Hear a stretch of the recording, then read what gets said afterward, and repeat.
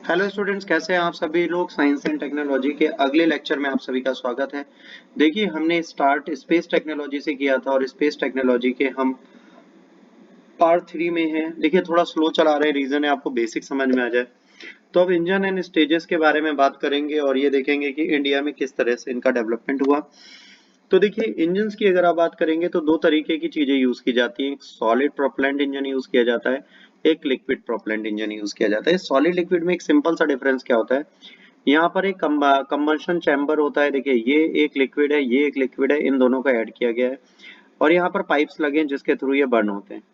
तो liquid proportion में क्या है, इसको आप डाउन कर सकते हो, मतलब कम ज्यादा कर सकते हो। लिक्विड प्रोपोर्शन में ये एक सॉलिड फ्यूल ऑक्सीडाइजर होते हैं, ये कंबंशन चैम्बर होता है, यहाँ से स्पार्क कर दिया जाता है ऑक्सीडेंट और ये आपस में जलने लगते हैं। ठीक है, और ये जब जलते हैं तो ये फ्यूल एनर्जी जनरेट करते हैं और इससे इंजन ऊपर उठ जाता है। अब प्रॉब्लम देखिए क्या है, लिक्विड में क्या होता है, लिक्विड में एक प्रोपल्शन ये लगा है, एक ये लगा है। ये लिक्विड हाइड्रोजन भेज रहा है और मान लीजिए लिक्विड ऑक्सीजन भेज रहा है। ये दोनों आपस में जब जलेंगे तभी होगा। अगर इसको या इसमें से किसी एक नोजल को आप यहाँ से और यहाँ से क्लोज कर दो तो इसकी वर्किंग बंद हो जाएगी। इसकी वर्किंग बंद या डाउन हो जाएगी। तो इसकी वर्किंग अगर बंद हो जाएगी तो भाई एक सिंपल सी चीज ये होगी कि भाई अब ये काम नहीं करेगा, तो इंजन को शट कर सकते हैं, स्पीड स्लो कर सकते हैं, तेज कर सकते हैं। ये ऑप्शन आपको यहाँ मिल जाता है। बट सॉलिड प्रोपोर्शन में क्या होता है भाई, यहाँ पर सॉलिड भरा है, यहाँ पर ऑक्सीडाइजर है, यहाँ से जैसे आप लगाओगे ये पूरा एक बार में स्पार्क करके जल जाएगा और धड़ से ऊपर आपको बचा देगा।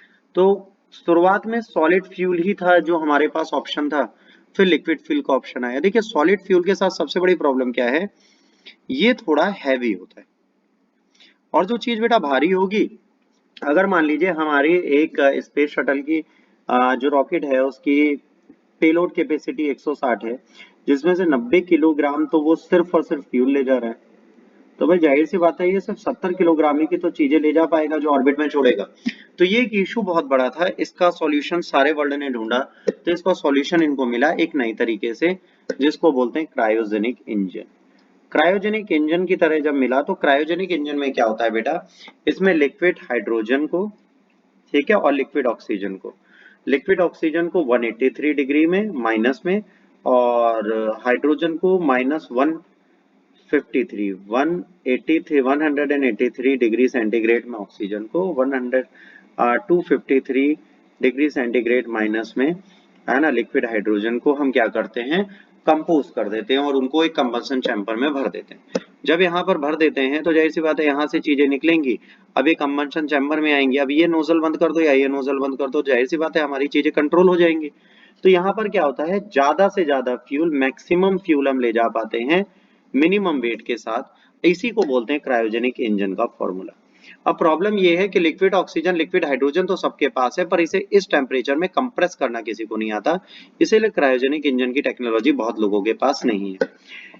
सॉलिड फ्यूल में क्या है, सॉलिड फ्यूल सॉलिड है और इसको ले जाने में थोड़ी प्रॉब्लम्स हमें सामने फेस करनी पड़ती हैं। बट अगर लिक्विड फ्यूल की बात करेंगे तो लिक्विड फ्यूल में हाइड्रोजन और ऑक्सीजन को अगर हम कंट्रोल करना चाहें तो 183 माइनस में और 253 माइनस में हम हाइड्रोजन को और इसमें ऑक्सीजन को अगर हम कंपोज कर देते हैं तो हमारी चीजें बन जाती हैं। ठीक है, तो अगर इसे हम ऐसे कंपोज कर देते हैं तो हमें एक हेल्प मिल जाती है, जिससे क्या होता है, मैक्सिमम पेलोड ले जा सकते हैं, मैक्सिमम फ्यूल भी ले जा सकते हैं मिनिमम लोड के साथ, मतलब फ्यूल का वेट ज्यादा नहीं होगा। दूसरा, इसको हम कंट्रोल भी कर सकते हैं, इसको हम रेगुलेट भी कर सकते हैं, प्रॉपर मैनर में हम चला भी सकते हैं। अब क्या हुआ, हमारे पास स्पेस प्रोग्राम हमारा स्टार्ट हो गया था 80 में। 80 में हमने बहुत चीजें मांगनी स्टार्ट कर दी। तो हमारा उस टाइम पे हुआ करता था यूएसएसआर। तो यूएसएसआर से हमारी चीजें चली, इनकी स्पेस एजेंसी ने हमारे साथ किया और इन्होंने कहा हम क्रायोजेनिक इंजन भी आपको दे देंगे, कोई दिक्कत नहीं है ना। अब प्रॉब्लम थी चाइना, यूएस, यूरोप, जापान इसके लिए मना कर रहे थे। बट रशिया एक्सेप्शन था, रशिया ने कहा इंडिया को दे देगा। इंडिया यूएसएसआर ने cryogenic technology non military use के लिए एक टेक्नोलॉजी साइन की, उन्होंने कहा ठीक है अब देंगे। 1991 में बुश सीनियर के टाइम पर एडमिनिस्ट्रेशन में मिसाइल टेक्नोलॉजी कंट्रोल रीजन, जिसे बोलते हैं MTCR, फॉर्म हुआ, जिसमें ये कहा गया कि भाई जिन लोगों को टेक्नोलॉजी क्यों नहीं दी जाएगी, क्रायोजेनिक टेक्नोलॉजी अगर ये ले लेंगे तो ये मिसाइल टेक्नोलॉजी को भी यूज करेंगे, मतलब ये जो इंजन है ये डिफेंस में भी यूज हो सकता है। तो इसके बाद क्या हुआ, सरकार गिर गई भाई, यूएसएसआर टूटा, यूएसएसआर टूटने के बाद न्यू गवर्नमेंट आई वहां पर, ठीक है, वहां पर आए बोरिस लेन्सिन की, और यहाँ पर आ गए बिल क्लिंटन साहब। अब ये लोग यहाँ पर बैठे हुए थे, इन दोनों का अपना गवर्निंग चलती रही। अब जैसे ही सरकार बदली है वैसे ही क्या हुआ, रशिया को ये लगा कि अब हमें फ्रेंडशिप रखनी चाहिए यूएसए के साथ, तो बोरिस येल्त्सिन ने क्या किया, इन्होंने रशिया को यूएस के क्लोज बना दिया और बहुत अच्छे अलाइज हो गए। तो इन्होंने कहा कि भाई देख, इंडिया को तो टेक्नोलॉजी मत दे। तो कहते हैं यार इंडिया को टेक्नोलॉजी देने से क्या दिक्कत है, कह रहे कोई दिक्कत नहीं है, वहां के इंजीनियर्स और वहां के साइंटिस्ट तो हम भी यूज करते हैं, तो हमें पता है they are genius, they are super genius, और वो क्या करेंगे, तुम्हारी टेक्नोलॉजी लेंगे और फिर वो दूसरों को सस्ते में एक ऑप्शन दे देंगे। तो जो हमारी मोनोपोली है सैटेलाइट लॉन्च करने के लिए, रशिया और यूएसए के पास लोग आते हैं, वो आना बंद कर देंगे। अब वो कहेंगे भाई जब इंडिया हमें सस्ते में लॉन्चिंग दे रहा है तो हम तुम्हारी बात क्यों माने। तो वो कहते हैं भाई ये भी बात सही है। तो ये मिसाइल टेक्नोलॉजी कंट्रोलिज्म की दुहाई देके कह देते हैं कि भाई हम आपको अभी कुछ भी नहीं दे पाएंगे, पर हम इसके साथ आपको एक मदद ये करेंगे कि हम आपको 7 इंजन दे देंगे, ठीक है। ये कहते हैं कि हम आपको कुछ नहीं देंगे, बट हम आपको 7 क्रायोजेनिक इंजन सेल करेंगे, ठीक है, पर टेक्नोलॉजी ट्रांसफर नहीं करेंगे। इंडिया को बुरा लगता है, इंडिया कहती है भैया तुम लोग जाओ भाड़ में, अब हम अपना खुद का क्रायोजेनिक टेक्नोलॉजी तैयार करेंगे जिसका हम यूज करेंगे। 17 साल लगते हैं इंडियन साइंटिस्ट को इसरो में ये काम करने के लिए। CUSP के नाम से इसको किया जाता है, cryogenic upper stage project. Indian scientist conduct करते हैं पहला सक्सेसफुल क्रायोजेनिक इंजन टेस्ट 2003 में, और इसकी पहली सक्सेसफुल फ्लाइट होती है 2014 में। तो इनको बहुत टाइम लगता है, 1993 से 2014 तक ये रिसर्च मारते हैं, तब जाके इनको एक प्रॉपर रिजल्ट मिलता है और ये इस चीज को कर ले जाते हैं। तो आज इंडिया खुद एक क्रायोजेनिक इंजन बना सकता है, बहुत बड़ी चीज है। तो टेक्नोलॉजी किनके पास है, यूएस के पास, फ्रांस के पास, European space agency, Russia, China, Japan and India. इसको छोड़ के और कोई कंट्री नहीं है जिनके पास क्रायोजेनिक की टेक्नोलॉजी हो। क्रायोजेनिक इंजन में आपको मैंने बता दिया लिक्विड ऑक्सीजन और लिक्विड हाइड्रोजन यूज की जाती है। इसमें टेक्नोलॉजी सिर्फ ये है कि इसको आपको कंप्रेस करना है, अगर इसे आप कंप्रेस कर लेंगे तो आपको बहुत इजीली ये चीजें करने को मिल जाएंगी, ठीक है। First successful flight of indigenous cryogenic engine was the GSLV, है ना। अब ये पहला था, 5 अदर कंट्रीज के पास क्रायोजेनिक इंजन की technology. ISRO had to content itself with 7 cryogenic engine but no technology transfer, ठीक है। तो इसरो को भाई 7 क्रायोजेनिक इंजन मिले थे, तो ये फोर्स किया रशिया ने, रशिया को, यूएस ने, कि आप इंडिया को टेक्नोलॉजी ना दें। इसका रिजल्ट ये हो गया इंडिया ने खुद बना लिया। तो हमने चीजें की हैं। अब आता है भाई टाइप्स ऑफ सैटेलाइट कितने होते हैं। तो SLV है, ASLV है, PSLV है, GSLV है, GSLV Mark 3 है।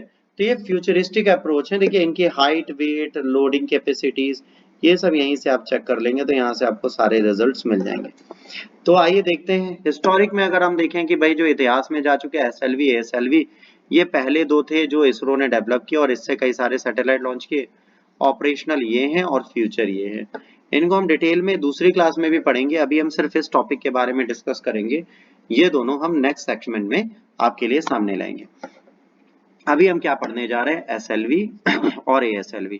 सैटेलाइट लॉन्च व्हीकल जो है उसका 17 ton 23 payload capacity, lower Earth orbit, ये दोनों जो है लोअर अर्थ ऑर्बिट के, ये ध्यान रखिएगा, ठीक है। तो इनका रेशियो कब आए, क्या आए, वो डेट लिखी है, आप इसका स्क्रीनशॉट लेके यहीं से देख लेंगे तो आपको फर्क नहीं पड़ेगा। आइए पहला SLV पढ़ते हैं। सैटेलाइट लॉन्च व्हीकल, इंडिया में पहला एक्सपेरिमेंटल सैटेलाइट लॉन्च हुआ। अच्छा, इसमें क्या था, सॉलिड ही propulsion के 4 स्टेज थे, मतलब सॉलिड सॉलिड सॉलिड सॉलिड। ये 17 टन वेट का था, 22 mm का था, और 40 kg पेलोड को लोअर अर्थ ऑर्बिट में ले जा सकता था, ठीक है। अर्थ ऑर्बिट की अगर आप बात करोगे तो इससे पहले वाले लेक्चर में दिखाया हुआ है, तो प्लीज अगर ये लेक्चर आप देख रहे हैं तो उसके पहले के दोनों लेक्चर जरूर देख लीजिएगा। फर्स्ट एक्सपेरिमेंटल फ्लाइट SLV की अगस्त 17 1979 में हुई, पार्शली सक्सेसफुल थी।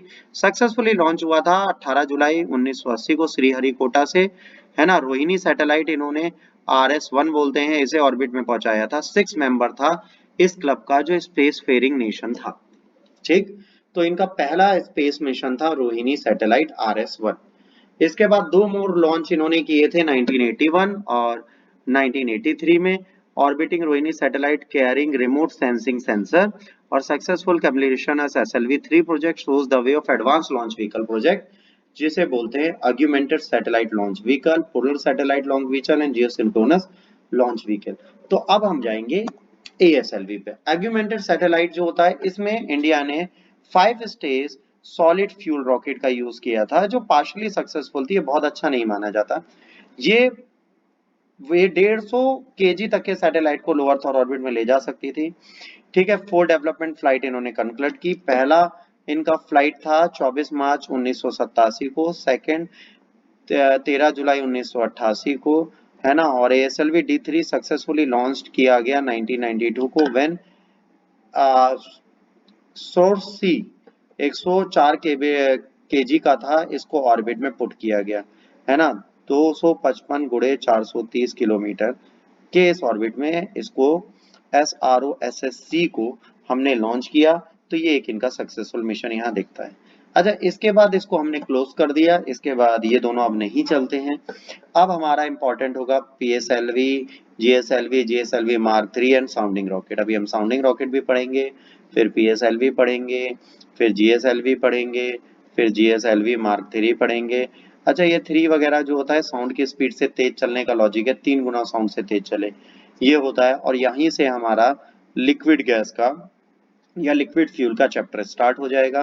तो इस लेक्चर का आपको वेट करना पड़ेगा, अगले लेक्चर में हम इसको कंटिन्यू करेंगे।